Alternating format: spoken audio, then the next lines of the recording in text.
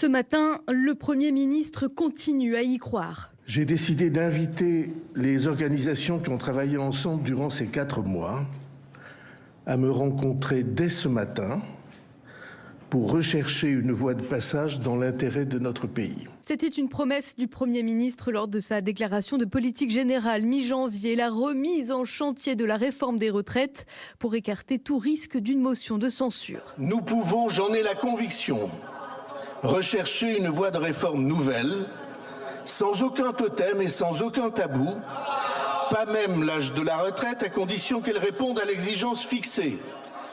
Un conclave pour réformer la réforme Borne. La gauche n'y croit pas. En janvier, une motion de censure déposée par LFI a été rejetée. Je pense que c'est un piège, que François Bayrou gagne du temps, qu'il espère comme ça pendant 3 mois ne pas être censuré, mais qu'à la fin, ça ne conduira pas, malheureusement, je le regrette, à l'abrogation de la réforme des retraites. Au premier jour des négociations officielles, Force ouvrière se retire de cette concertation, dénonçant également un piège.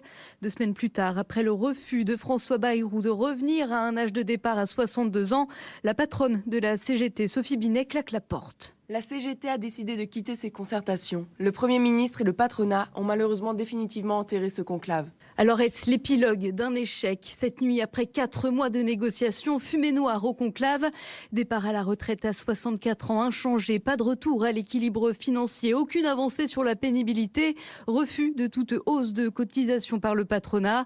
En attendant, la loi de réforme d'Elisabeth Borne reste en vigueur.